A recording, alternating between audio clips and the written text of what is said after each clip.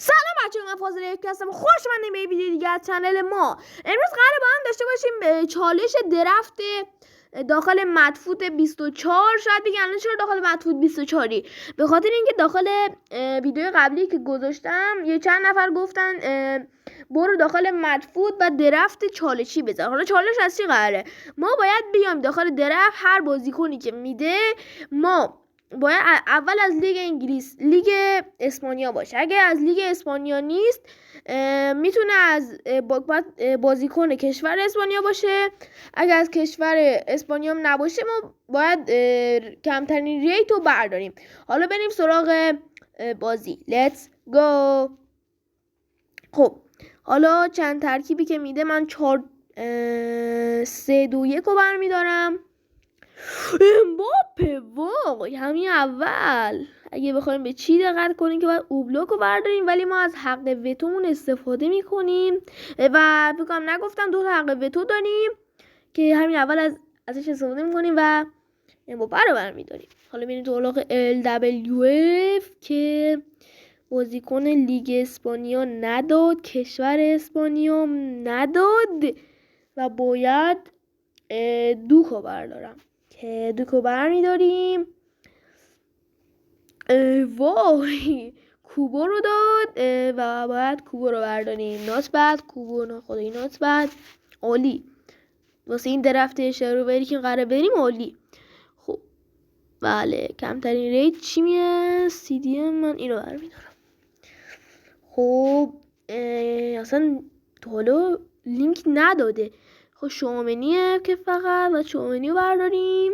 لینک رو داریم کم میکنیم به جایی که زیاد کنیم.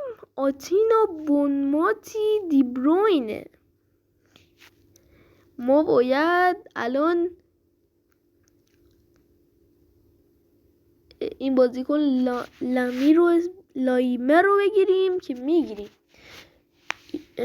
من با امید کاوانی دارم بازی میکنم. کاوانی 95 که اینجا نه از لیگ نه از لیگ اسپانیا داد نه از کشورش، که مجبوریم اینجا این بازیکن رو برداریم که اینجا که اصلا شروور اینو برمیداریم چون از لیگ اسپانیاست.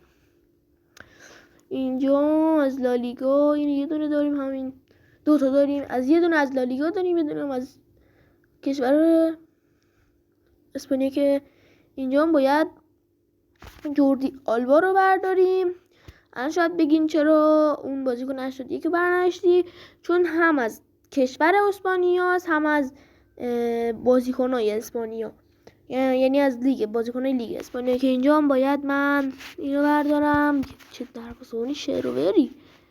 خب اینجا باید کروس رو برداریم انگاری. بله کروس رو به جای شون وارد بازی میکنیم که پدری پدری رو به جای شومنی میاریم تو ترکیب و لالیگا این داد که شروور.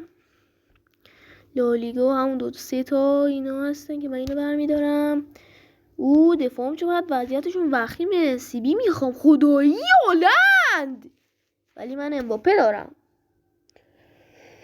البته کیو بردارم؟ بچه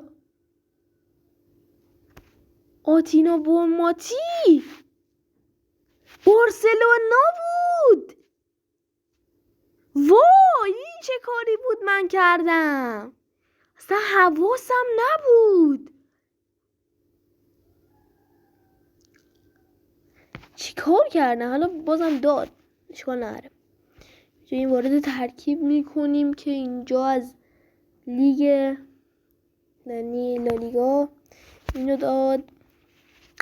حملمون خیلی ضعیفه. لالیگا ایشون الان چند تا رزرو مونده. گوندوغان که گوندوغان رو برمیداریم. گوندوغان چی بیارم تو ترکیب؟ به جای کروس بیارم لینک 10 میگیره. اینو به جای اینم بیارم که لینکش 10 هست. به جای این کروس وارد ترکیب میکنیم، لینک 10 بده. خب از لالیگا اینشونو داد. یه CB بده جاو کانسلو. که باید جو کانسلو رو برداریم. یه دونه هنوز حق وتو داریم. از اونجایی که فکر میکنم دروازه‌بان قرار شروور بده، من سیبیو برمیداریم بدون چیزی دریقی که دروازه‌بان نداد از لیگ اسپانیایی هم نداد. مجبوریم 79 ها رو برداریم که هم از ایتالیان، من هم از سری آ. ماشاءالله اینو برمیدارم. یعنی تو ترکیب که مستری نداد، همه اسپانیا. خب الان من ترکیب رو ردیف میکنم، بریم و برگردیم. خب این هم شد از ترکیب. بریم که داشته باشیم. این از ترکیب ما، این هم از ترکیب حریف که از تیم ما بهتره 100%. فقط نبازیم. خب بازی شروع میشه.